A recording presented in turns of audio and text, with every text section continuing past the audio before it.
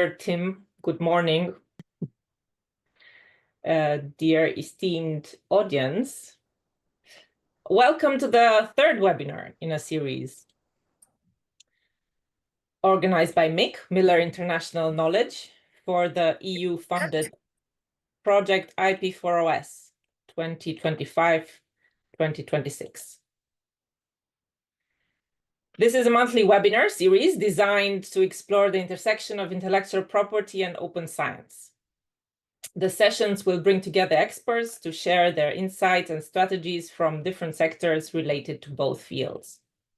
Today's webinar is about opening the research process and IP considerations with Tim Errington, Senior Director of Research at the Center for Open Science.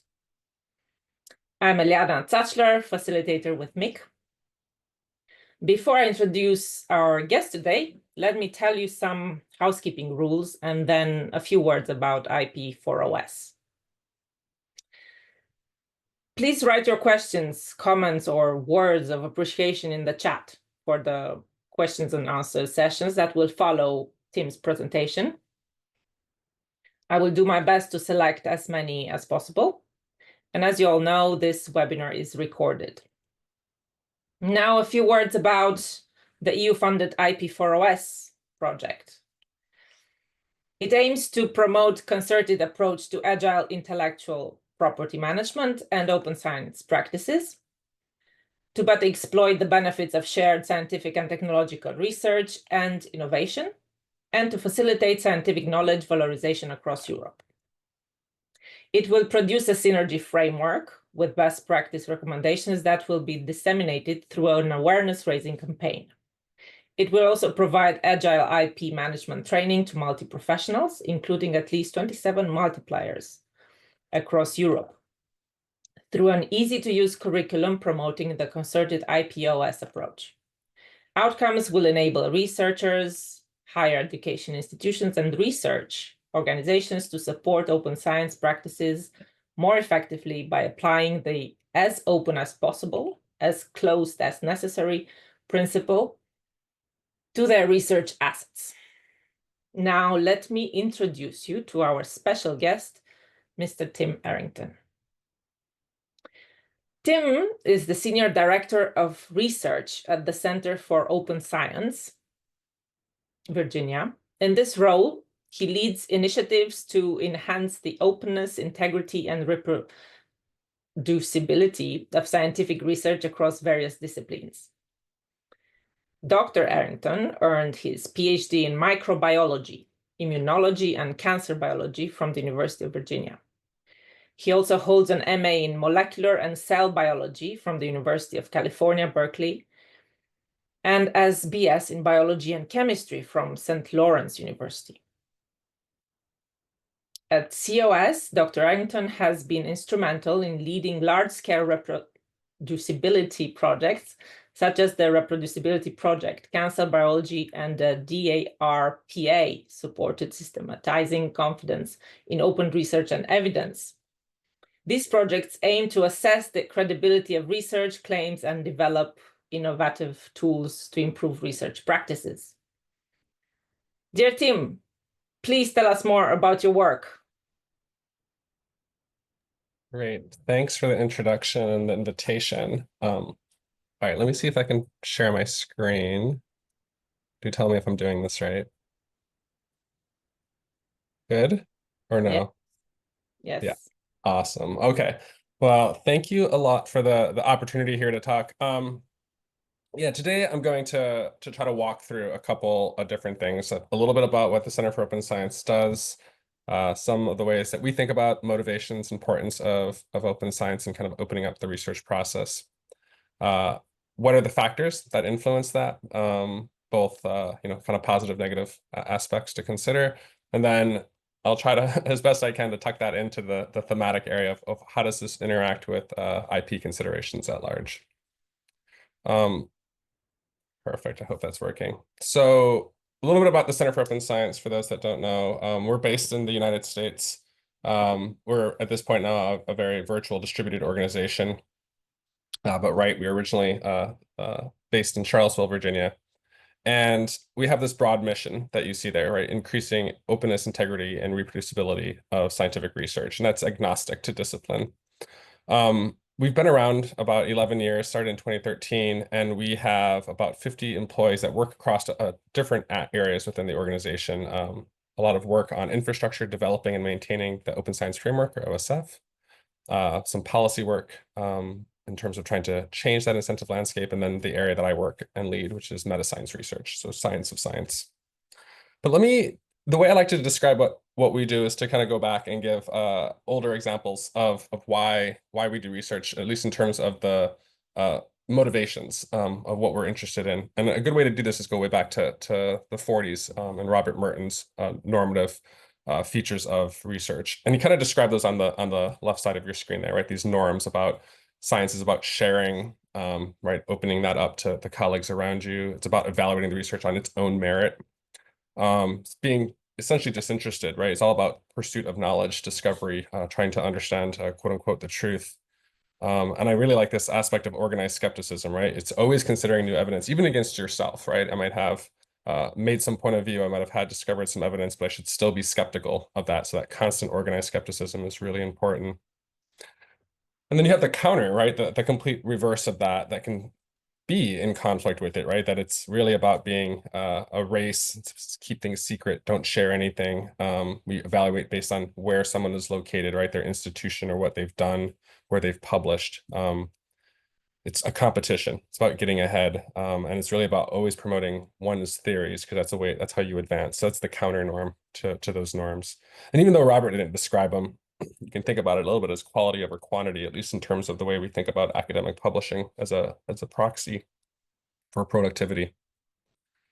All right, so I share that because it sets the stage nicely for a study that was done a handful of years ago that I think really does describe kind of what we at COS and what I think the open science movement at large is trying to do. So I'll walk you through these slides. So Anderson and colleagues asked, these were NIH-funded researchers, either early in their career or mid in their career. Kind of at mid means they kind of acquired kind of their first large NIH grant. And you can more or less ignore those two categories, but it's important to keep the fact that they were captured by this study. And they asked this question, based on those norms and those counter norms, which one do you subscribe to? Which ones do you believe, right? What are the ones that really push you and motivate you? And what you see here in those gray bars is, right, that what Robert Merton described in the 40s was still applicable to this population. And I would imagine is still applicable to most of us today, right? Which is we're driven by those norms by and large as a group of researchers. Those that small hash diagonals you see say, yeah, they both influence those counter norms and norms. And that small sliver of black are some people that actually believe those counter norms are more important. So it's nothing terribly surprising here, right? It just says, great, Wes, we subscribe to these values as a research community by and large. So then Anderson and colleagues say, don't tell me what you believe and subscribe to. Tell me what you do in your own actions, your own behavior. What do you practice? So again, you see more or less there's alignment between what one practices and what believes in, but that increase in the diagonal there suggests that there is some creeping in of those counter norms having more influence in your behavior. But the way I like to read this is, yeah, by and large, there is general alignment between what one believes and what one does. And I think, again, whether that's research or something else, I tend to believe in something, and I tend to believe I do those same things. But this is actually very good because it just tells us we have value alignment. So then Anderson and colleagues said, well, don't tell me what you do. Tell me what your colleagues, the people around you do. Completely flips, right? So in that case, when you observe other people's behavior, you say, well, no, I'm practicing a certain way, but if I look at my colleagues around me, they're not practicing that way. And this is, I think this perception gap is really important, right? We can observe these behaviors in others, but it's hard to see it in ourselves. And this a misalignment between values and what our actual practices are, that's the gap that we're trying to close in open science, right? We're trying to get closer to what those ideals are, or at least what we value and subscribe to, even though we can't even see the inability of doing that ourselves. And what are those barriers that we have? Well, a big one is the system, right? The largely academic system is all about rewards and norms. And the main thing that's the driver there is publication, grants, and getting a job. There's other ones there too. And I think this project IP4Us is really hitting on the one that, especially in the biomedical sciences, is just as important here, which is commercialization, IP. That's a big reward as well. So how do you balance that? That system's pushing you towards it to advance your career. And those are concrete, right? Everything I was describing before that Robert described, Merton described, those are abstract. These are very, very concrete rewards.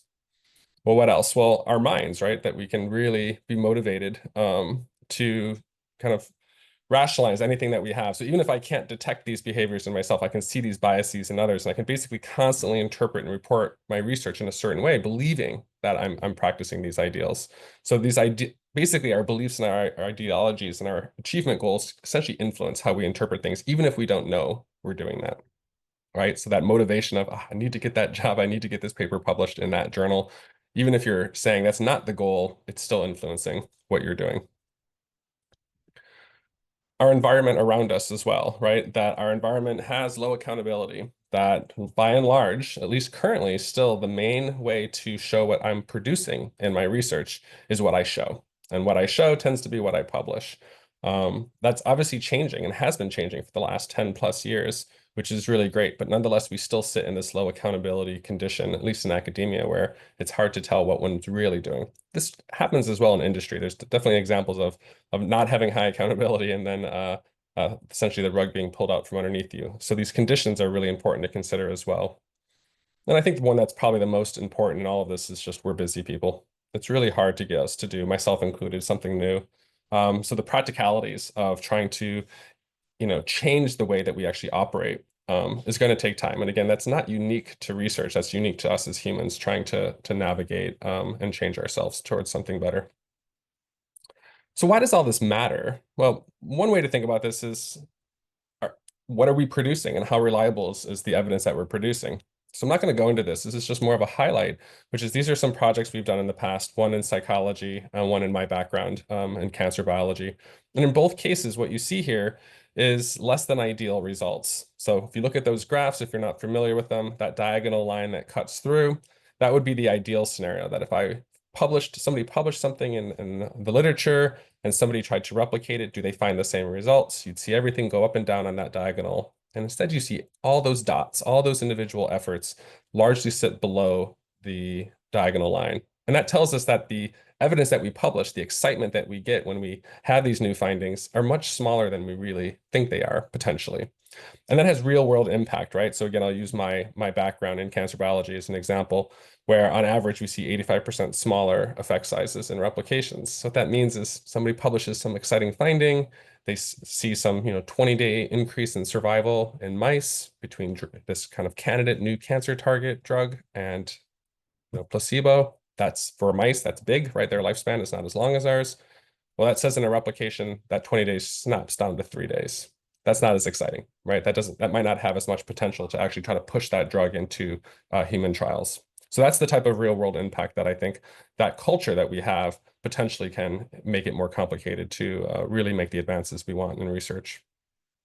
So what are the barriers, right? This is observation of data. What's the cause?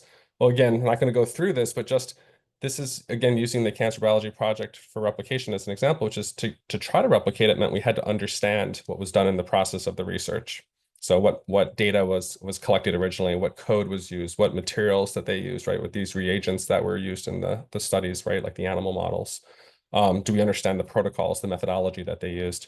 And what you'd expect to see here is lots of greens and yellows across this graph, right? Like that would be the predominant color, which means we have lots of sharing, a lot of openness. And instead you see quite a bit of reds and oranges, which suggests that there's a lot of just barriers of not sharing information as smoothly as we would hope in the process of sharing our research findings, and thus barriers to replicating those findings.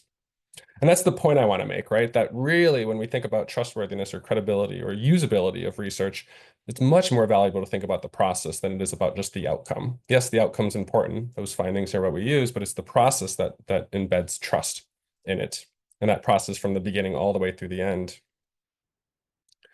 And what that really means, right, when we think about our academic system in particular, is it's more than papers, right? Yes, we publish papers, but that's really not the point.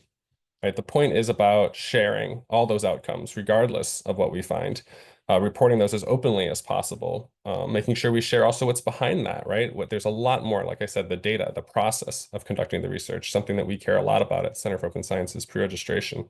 But even the peer review is a key component of that. So there's a lot more, under that iceberg of just the articles that we are trying to advance in open science. This is just another way to kind of really illustrate that, right? Which is it's not just even the outputs and outcomes, right? These digital objects, these or physical objects that we create. It's also the process of it, who we engage, right? Do we engage large teams versus individual researchers conducting the research? Do we engage the participants in the process, right? The actual individuals that we're trying to study, depending on what field you're in. And how much of this is a collaborative, a back and forth process in terms of, allowing peer review and evaluations and corrections to occur. So it's a large ecosystem, and there's a lot of different aspects that are at play. We have to ask ourselves, what's the motivations, right? So we're kind of almost back to Merton almost over again, right? Which is, well, okay, great. This sounds really good. Yes, we should probably open up as much of the process as we can. That'll help us hopefully make larger advances than we are currently. Why? Why do that? Well, some of it is just about, I think, the ability to try to include more people into that process, right? It is motivated by that inclusion aspect. I think that's really important for open science or even open scholarship. I'll use that word to be more inclusive myself. I'm a big fan of thinking about improvement, right? That's my main motivation, right? Which is how do we actually increase the self-correction and the reliability of the work that we're doing. So that's my own personal motivation. But the reason I'm sharing this is that those motivations are going to vary a lot, not just by individual who's engaged in it, but where they are in that ecosystem. Because again, when you think about research, and again, we'll use the academic context as the main one, researchers don't sit alone, right? They're part of a large, decentralized social system, right? They're influenced by the university or universities even that they're affiliated with. They're obviously influenced by the multiple funders that hopefully support their research, the groups, the societies, the projects that they're a part of. And obviously, we still disseminate our research. So those publishers, those journals very much influence what they do or don't do. And this is the context that I think we really need to be thinking about how we want to advance concepts like open science. And don't worry, I will get to how this all influences to IP. I know that's part of the topic here. So let me give you an example first of how this kind of disseminates in that decentralized system um, uh, through preprints. And what I really want to show here is how we think about this at the Center for Open Science, which is what's the strategy for how you kind of navigate that very complex decentralized system to advance a specific goal. And part of that is to recognize, again, not just that we have multiple actors, but we need to think about this through a kind of coordinated effort across multiple facets. So part of it is not just saying, hey, let's share preprints, let's share more of our outcomes more freely. We have to also think about, well, what's needed to do that? Well, we obviously need infrastructure to do that because we have to be able to make it possible. We want to make sure that it's easy, right? So yes, you can get me to do something, but when you make it really smooth and easy so I don't have to think about it as much, or you reduce my barrier, there's a good chance I'll adopt that practice a lot easier. We also know we're humans, right? We don't work in silos. We very much are influenced by the people around us, as I was just describing. So making that kind of normative, really leaning into your backgrounds, your communities, your networks is a really key feature in advancing culture change. But in the end, we also have to make sure that whatever we're trying to advance is aligned with those rewards and those policies that are influencing us, right? Be that funder, publisher, institution. And so this is the strategy that we at the Center for Open Science very much are trying to advocate in both narrow and broad aspects, which is this theory that in order to kind of really move and adapt and sustain change within the scholarly community, we have to consider all of these aspects because they're related to each other. Not only do we have to consider all of them, we have to make sure that they're aligned, right? You don't want a policy that there is no way of doing it. Similarly, you don't want to just create the ability to do something if there is no normative aspect to it or no reward for doing that behavior. Okay, so let's get into that preprint example. So this is just some recent data from Dimensions. I should just pull this not that long ago. And the thing I want to draw here, this is just kind of grabbing the number of preprints that they have in their database that have grown over the past however many years. And you can see that there's been pretty good growth across these broad fields of research, right? Just kind of the high level B-Press taxonomy. And the one I want to draw attention to is the life sciences, right? That orange or yellow color. It really kind of exploded just the past handful of years. So the question is why? Why did that one area decide to really like kind of pop out and grow pretty rapidly? A note here, you can also see how preprints were influenced by the pandemic, right? That little peak and then it dropped. That's something else somebody can ask me about if they want. I have no answer to it, but it is an interesting observation. Well, let's go through that pyramid that I was just describing for preprints and the life sciences. One is we have infrastructure. And not only did we have old infrastructure like archive that was used in the physical sciences largely, new infrastructure occurred very much right at the beginning of that span. BioRxiv and medRxiv are the two big players in that space that actually now are, just for everyone's awareness, if you're not paying attention, right, is OpenArchive is now a nonprofit that sits and maintains both of these preprint servers, which is wonderful to see. So it's really advancing and maturing as just a pure infrastructure provider. So that's one, right? There's many ways. There isn't just a single, there's multiple solutions to be able to share in the life sciences, which is wonderful. It's also was easier, right? So a key point way back in 2018 was PLOS as an example. There's other journals that did this as well, which is they made it a lot easier to publish in their journals by connecting the preprint and publication workflow. So that meant it wasn't, oh, I have to upload my preprint paper to a server, and then I have to separately upload my manuscript to a publisher to get it published. PLOS integrated these two, so it made it a lot easier for the manuscript, the physical file, right, that digital PDF, to go back and forth between a preprint server for quick release and the publication process that is a bit slower, but we still do because we believe there's obviously value in peer reviewing our content. So that decreased the barrier, right? Made it a lot easier to do this new practice in this new field. Well, it got normative. Key factor here in 2017 was the formation of ASAP Bio that still exists today and again is continuing to mature. So a group that's whole focus was about advancing preprints, advancing and accelerating research through the sharing of manuscripts earlier in the process than waiting for it to occur during peer review. And they do this by not just, having it be one group. They galvanize local hubs. I think that's a key feature to this community aspect, which is you really do have to center it down to where those individual communities lie. And that's a lot of regional aspects to it as well. They also, as ASAP Bio does, they kind of facilitate it. They make it a lot easier to have fellows, people that can be champions within their communities and spread that within that network a lot faster than any central group can.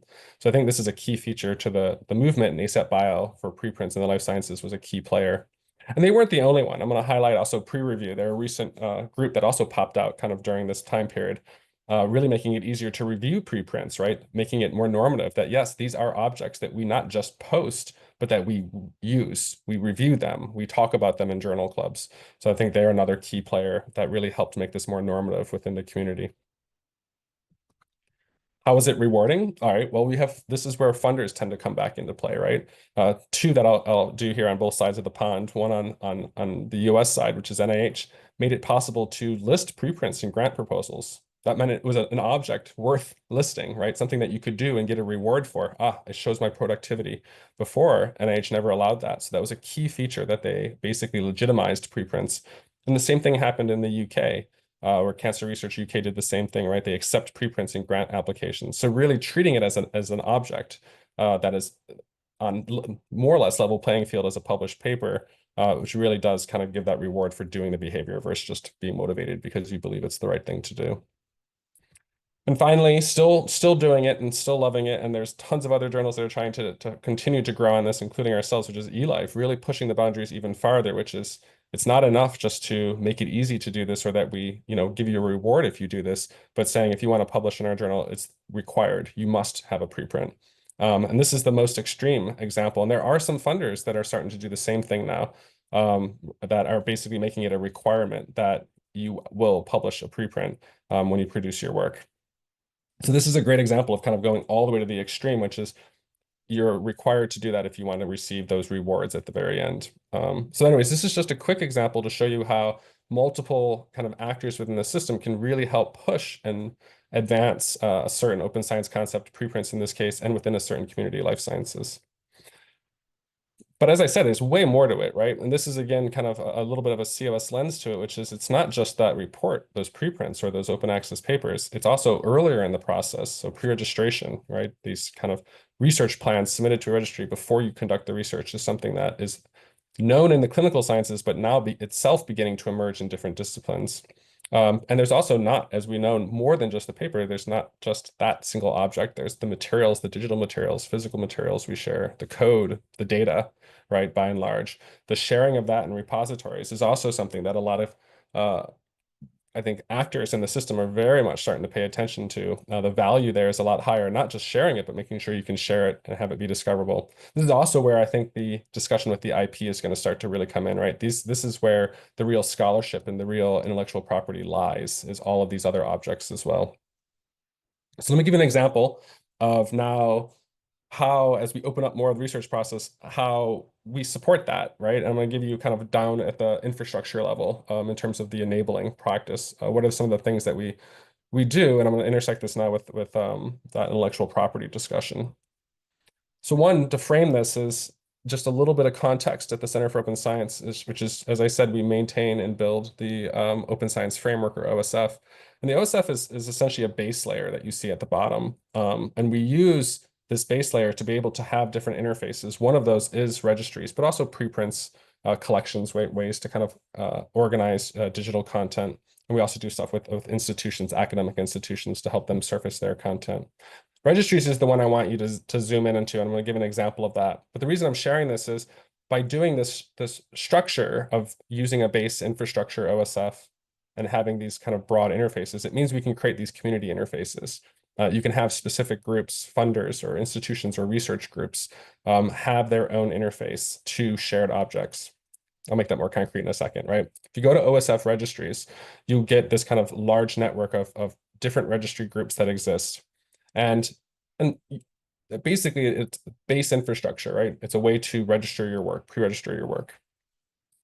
But what we allow is branded registries. You have different communities. In this case, I'm showing an example of EGAP, but there are a number of other communities that essentially have created their own registry. And what that means is, even though it's using the same infrastructure, they get to brand that and communicate that and make not just the way it looks in the name the way that they want it, but they also can add specific features that are important to them. So in this case, a big part is the registry overview and some of the specific workflows that they want within the process.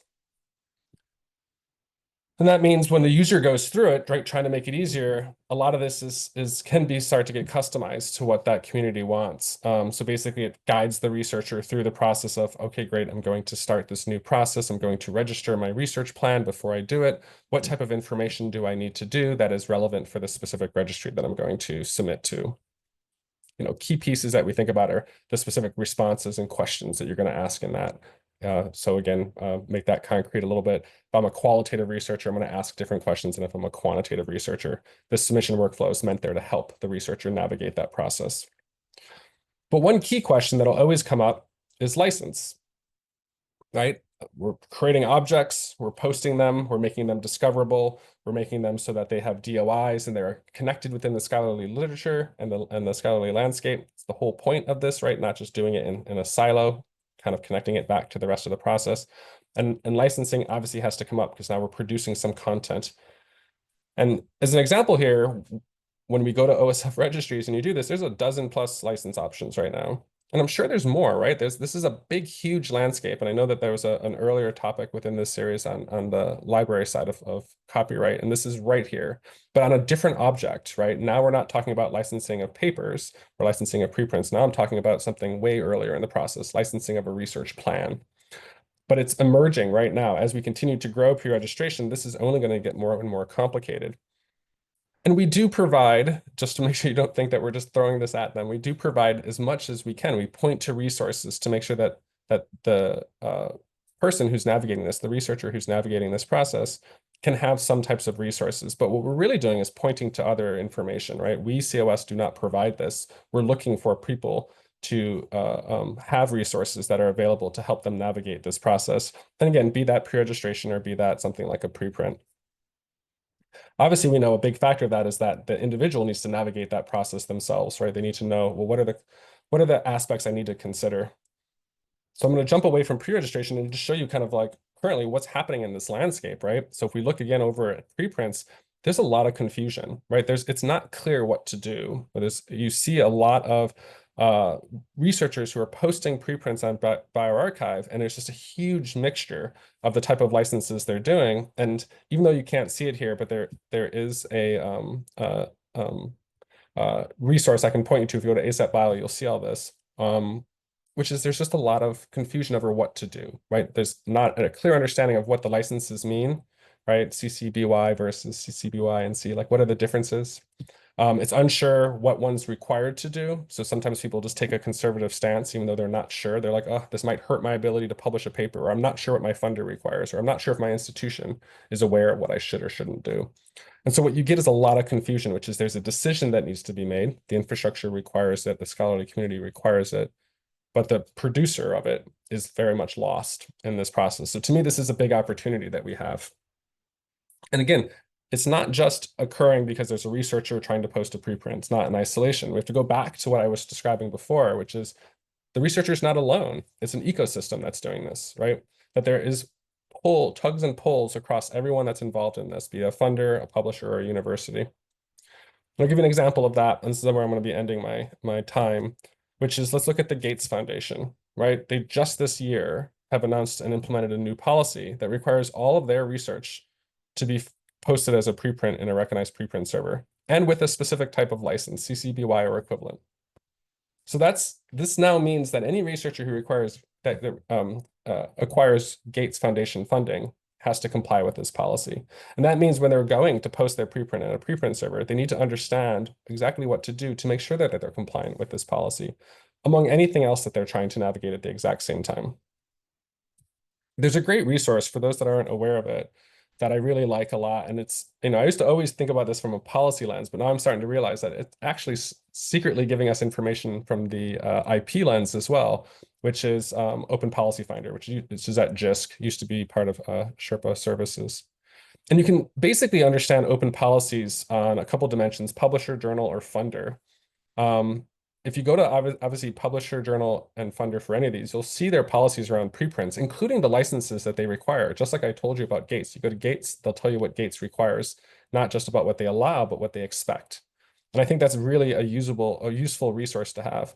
But if you also go into the funder, you'll see examples of what they expect around data sharing as well, right? What type of licenses they expect for data sharing.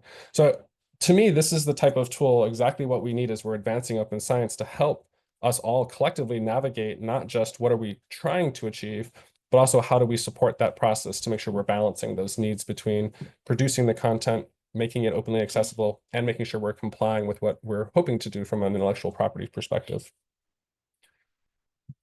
All right, I will stop here just with some brief summaries, right? Which is, hopefully I showed you that by and large, open science, open scholarship, it really does have a huge potential, right? We're increasing not just the access, but the impact of research on multiple dimensions.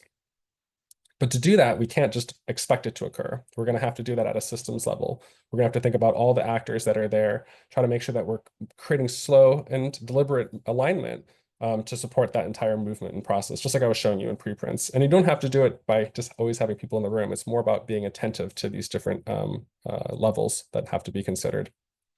And as I'm myself learning, and I think this project's very much showing, which is IP is part of that ecosystem. It's not separate from it.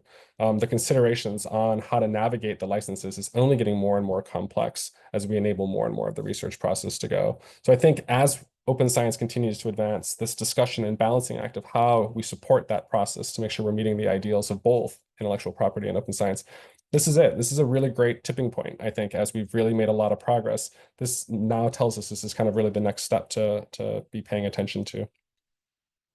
Awesome. Well, thank you a lot for that. Thank you, Tim.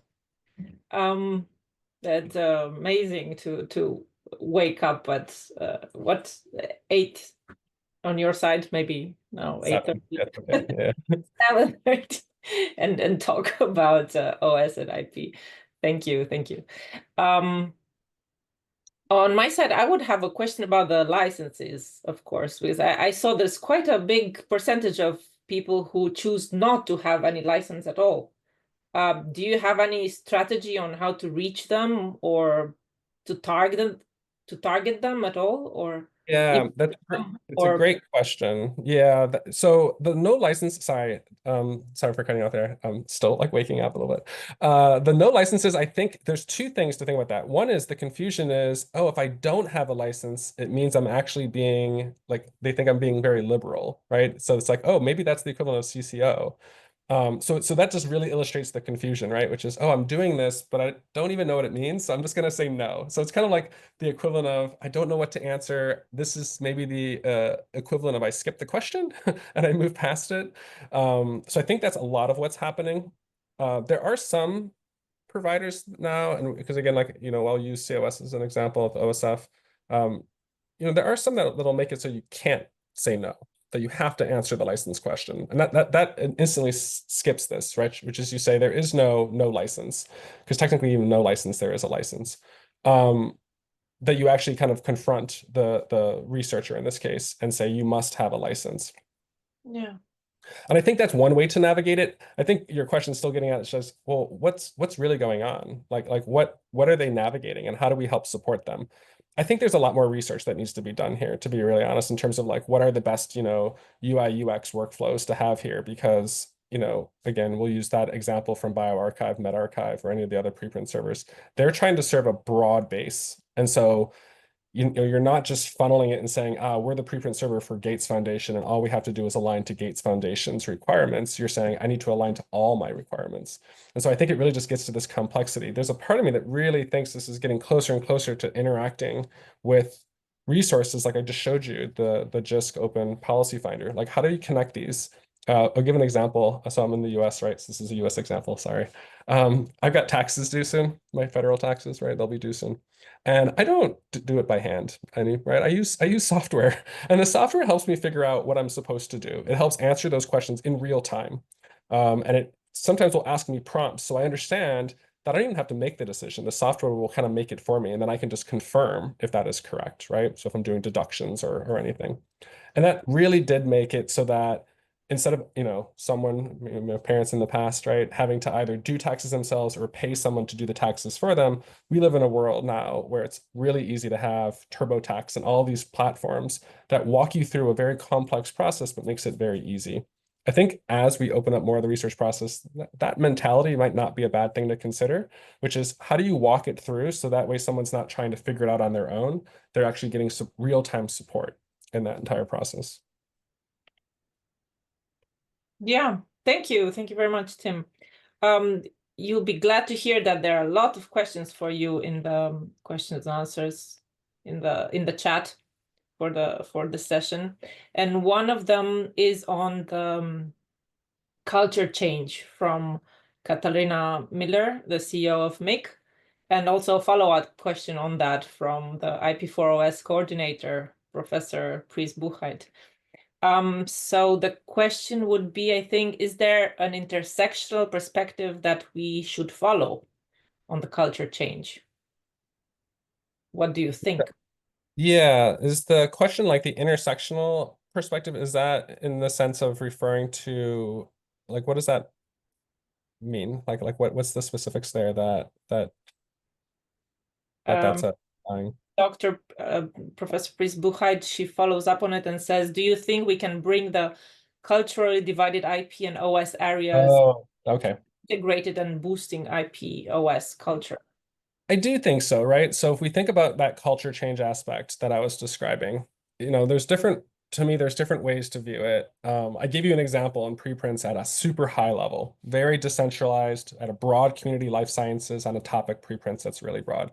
But I do very much believe, and we are trying it ourselves, that you can bring it way down into a very, very narrow specific topic and in a more local community.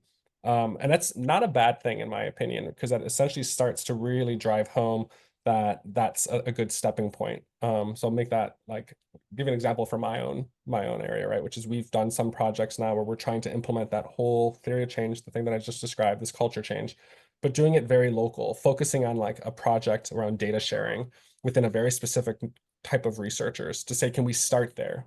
And as we start there, then we have to reconsider that pyramid all over again as we expand out into different groups. So I think in this question of, right, can you do the same concept and can you bring two areas together? Absolutely. I think that's absolutely the way to start. I think I just kind of balance between those perspectives of, do you do it? Again, I'll go off what I know from IP4OS. Do you focus in on IP, open science, and within the European context to start? Because that is an anchor point. It makes it very concrete. It's not as complex. And you consider everything up and down that landscape.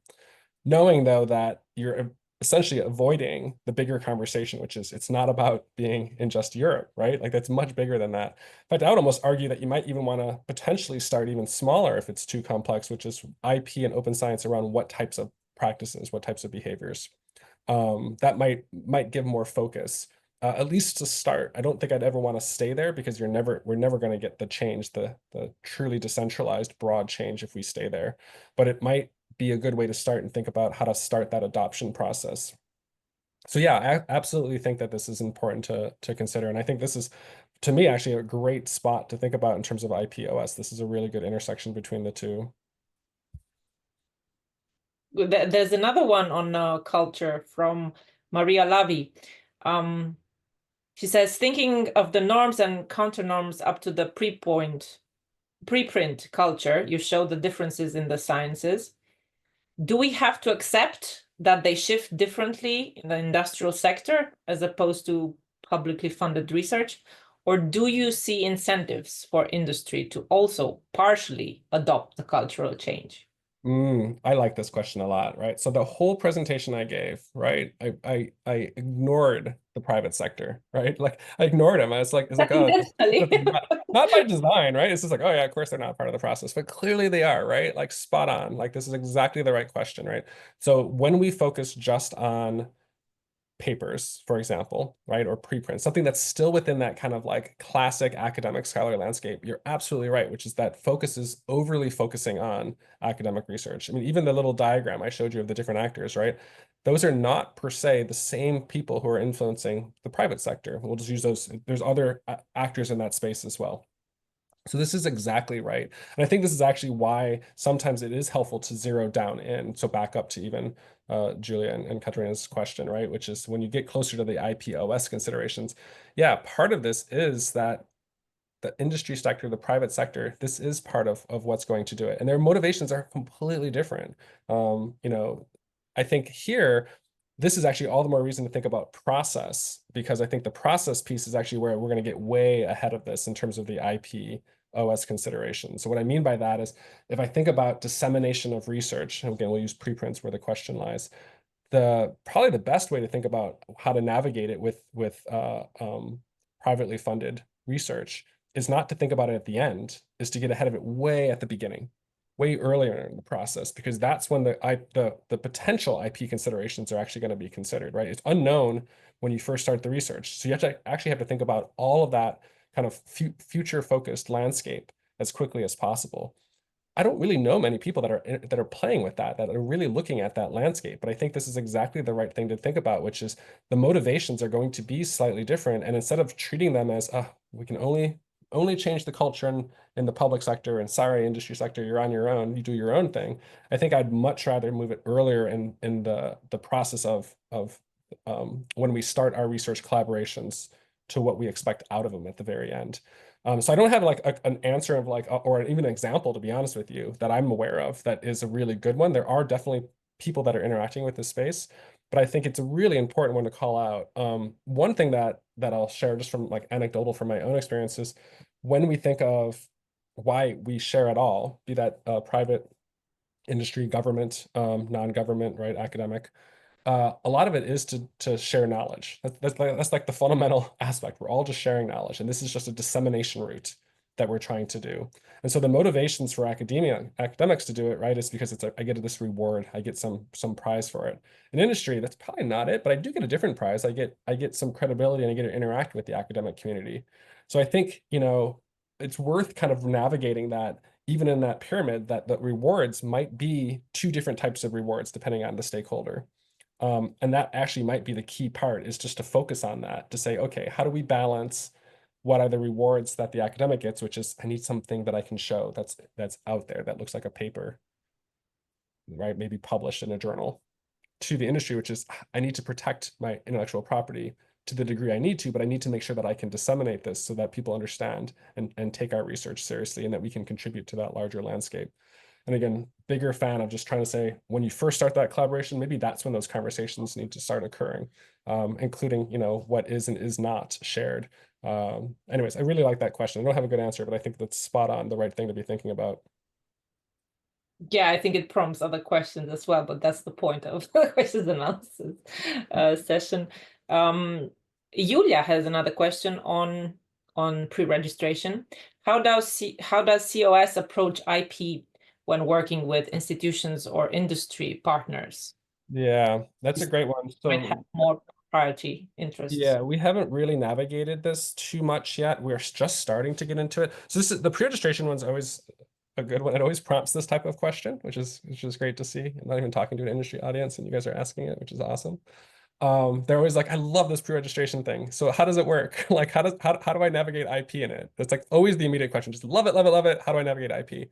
So there's a couple things that I think help that we've not explored, but at least are conceptually good.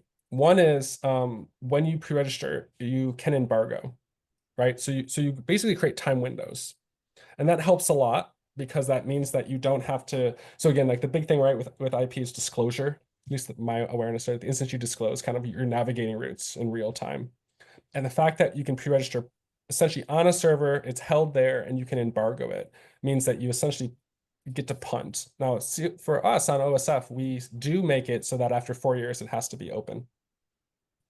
There are other platforms that make it so that you can decide whether you want to make it open or not. Philosophically, that doesn't sound like a pre-registration to me. It sounds like you're choosing to disclose what you want to disclose, so it kind of defeats the whole point. But that is one aspect, which is that embargo, that basically transparency trail is not misaligned at all. In fact, if anything, that boosts the IP aspect of pre-registration to a degree. I think the other part is back to what I was trying to describe before that I don't know, right, very well, which is what are you having to include in your pre-registration? So I do know a couple groups like Animal Study Registry and Preclinical Trials.eu. These are two other pre-registration platforms in Europe that are focused on, as you can hear from the names, animal research, of which they do have interactions with industry, right, in doing that. And I know when they've gotten some people to do pre-registration in that context, they tend to not disclose, say, the exact molecule that they're testing. So they disclose the animal that they're studying it in, the design, right, their outcomes. But instead of giving it its exact chemical name, they just say compound X. And so that way you hold back some of that IP. So whether that's the right thing to do, I don't know, but to me, it's a clever solution, which is, I'm trying to get all the promise of pre-registration by showing you my research design and telling you what the outcomes will be and trying to increase the rigor of that process. But I'm not going to give up what we think is the IP, which is the molecular compound. I'm going to hold that back. And later on, I'll try to connect the dots between showing you what compound X was and what we actually found. So I think it's an evolving landscape, but it's a great question because I don't know. And I'm actually very interested in myself because I don't think these have to be in conflict, but I think there's more navigation between IP and this particular practice to figure that out. What's the best process of doing it, or processes to do it, I should say. Right. There's another question on license from Patricia Alvin. Thank you for your interesting presentation. She says, if publishing a preprint using a CC BY license as required by funder, can this cause any issue later when trying to get published in a specific journal? Yeah, it's a really good question. This is why, like, I point people to that JISC site a lot, is because exactly this question. And I guess the good news is a lot of journals have more or less made it easier to not be in such high conflict. Publishers in particular have made it a lot easier to post preprints, but there are a lot out there that still don't and have really strict requirements, just like you're saying.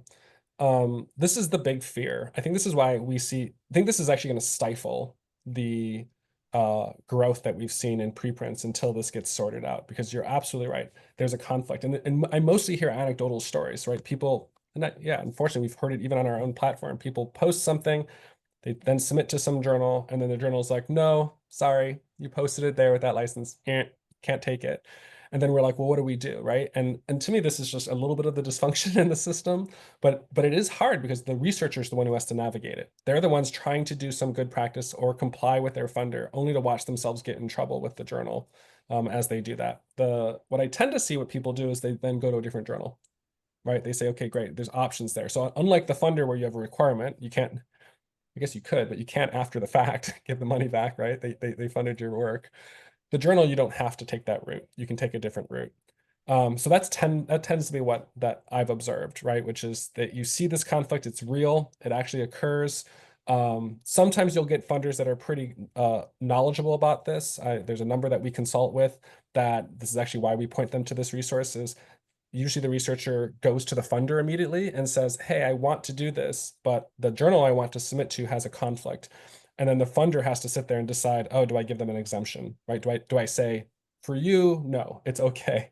You try that route and then we'll figure it out afterwards. So it's really complex landscape because exactly this question is that you're navigating all of these idiosyncratic decisions, one-offs, and there's not really a good holistic process yet to doing it. Right. Yeah. It's Um, opportunity. Just real quick. That sounded so negative. I see this as an opportunity, not a problem. This is something to solve, not something that's to. why we are here. Yeah. Um, Maria Lavi has another question, maybe not easy to answer my question regarding the intersection of IPOS and AI. Facts. 1, the AI-IP relation is not solved. 2, OS and AI follow very distinct logics. OS with the principles you described, while AI acting according to probabilities of occurrence of data tokens, regardless factual accuracy, reliability. How do you think the research community will combine these three concepts, processes? Sorry, I'm just reading, making sure I can understand exactly. Yeah, you are right. These three are definitely like, so they're all at play. I like them all. They're all really good. Yeah, I guess I don't really know. So right. So I don't have a good answer. That's the bottom line, right? I have no good answer to this question of how these things interact. The way I do think about it is there is already emerging confusion and tension within this, which is right here I am as an open scientist, right, open researcher, sharing my content, putting licenses on it that you can and cannot do things with it, right, including saying yes, it's open, but for non-commercial purposes. And we do know that we have companies developing large language models that grab all that content regardless of that license. And so essentially that IP just got thrown out the door, right? Because who's going to enforce that, right? How are you going to know even if it is enforceable, if it's detectable? And so I think this is, I don't know if that's exactly where the question lies, but this is exactly, I think, that relation, which is there already is conflict that occurs here, which is how do you, one, enforce those licenses? Whose job is it to enforce? I think that's one piece of it. With definitely the rise of large language models as the current kind of like really big hot topic in AI, really means anything that's out there can be grabbed. This is just as true in the commercial sector for what that's worth, right? Which is we know that a lot of these large language models have been grabbing, published content behind paywalls, which may be a good thing, bad thing, depending on what point of view you want to have on it. So I don't think any of this is solved yet. I do think this is something to think harder about. So yeah, I'll have to give it more thought on this, where you should definitely like message me later on to make sure also I understand like the specifics you have. But I do think like this is the world we live in right now, right? Is these three things are all coexisting, and I don't know, who knows what it's going to land on, but it's definitely, I think, the right topic to be talking about for the next handful of years until we settle on something. Okay. Gautam Sharma says, thank you for the presentation. I would like to know what type of moderation strategies are followed by preprint servers regarding the manuscripts submitted. On my reading of some of the preprints, I feel without moderation, they are susceptible to malpractice like citation manipulations as Google Scholar indexes these manuscripts and could be used for boosting citation metrics. Yeah, absolutely. So this is a good point, right? So I'll answer it two ways. So one is, yeah, you're absolutely right. So it's really easy nowadays to just post something. Preprint service is just an example of that, right? I can post something anywhere and get it to give me that reward, which again, preprints now have it. They have a legitimate reward, which means now it's going to be abused. And it is. It's already being abused. People are posting preprints, they're slicing and dicing it, getting these DOIs. It gets cited. We know that preprint citation increases overall citation if you choose to ever get it published. So you're right. It can get hijacked and it will get hijacked. We see it currently. So you're right. So now that we've got this practice adopted, right, what do you do about moderation? So I'll give you what we do at COS, and then there's obviously different lots of different preprint servers and practices out there.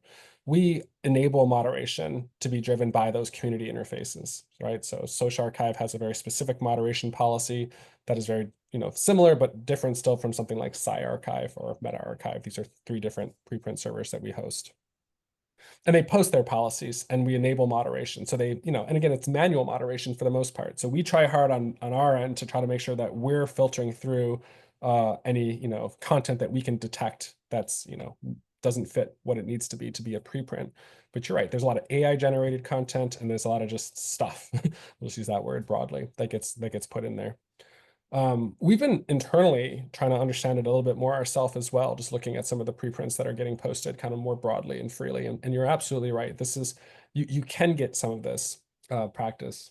So the solution is, yeah, we can keep layering on automated and manual processes to keep kind of getting the reliability of preprints to meet the ideals we want. I'd say if you do that, definitely do it by community interface. That's definitely the right way to do it than trying to create some standard across it. And the reason I think that too is it just, again, shows us, I think, the risk of being overly anchored on something, in this case, citations. So I think citations are really the problem here, which is we're still using citations as the main metric, be that a journal, which there's also malpractice that occurs there, right? There's lots of issues in terms of what happens that I'm sure folks are very aware of in terms of paper mills and AI generated content, all to drive up citations and drive up productivity, or at least the illusion of productivity. So I think we've got a much more fundamental problem, which is when we anchor on a single object, paper, be that preprint or not, and we anchor on a single object, citation, as a proxy for productivity and impact. This is what happens. We get abuses of the system. So my general approach would say, yes, let's do something about this. And both in the short term, moderation, try to increase the reliability of it, and the longer term, which is stop being overly focused on single metrics as a community. Let's really start to diversify that, because then that means it's a lot harder to have manipulation and malpractice. But it also means we have to we have to articulate ourselves a bigger question, which is, what are we looking for when we say impact? I personally don't think citations really mean that you've made impact. I just think it means somebody cited your work, maybe yourself. So answering your question with something that's concrete, but also just my own thoughts on the process, which is, I think this just illustrates the real big problem within the literature on the obsession with citations in the literature. Let's take 2 more questions. I think they're the last questions. One on the future of IP. What do you think the future of IP is? And the last one from Julia says, you describe the relationship between IP and pre-registration in relation to single researchers. How does COS organize the collaboration as a data infrastructure when organizations use COS infrastructure? Does that happen? Are organizations allowed to change your implicit IP, explicit IP policies for their part?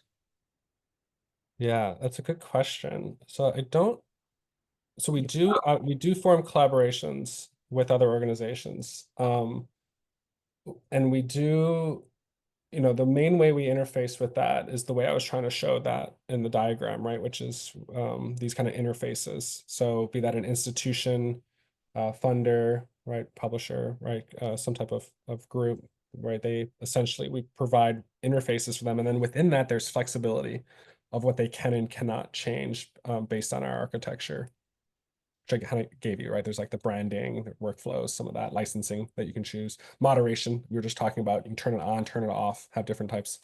So we do that. I don't think we do anything in terms of the policies outside of the licensing, right? The licensing within there, there is influence over that, the organization, the entity that is essentially kind of controlling, we'll say that word, or moderating that interface. They do have control over that. That is a decision that they can make within the degrees we can. But this might be something that I don't have a good answer for this. This is actually a really good one. This is probably useful for us to be thinking more about as an organization, which is why I think whatever comes out of IP for us will be very useful for organizations like COS and others that provide infrastructure, which is, well, what should we do? What are the types of considerations that we should have depending on the type of organization? So I don't know if that answers your question. I think that actually is making me ask you questions. So maybe that I just flipped that around by accident. Right. And about the future of IP in the open science movement, do you have any? Oh, sorry, I missed that. Right, right. Will that evolve? Oh, absolutely. So I do think I think that absolutely. I think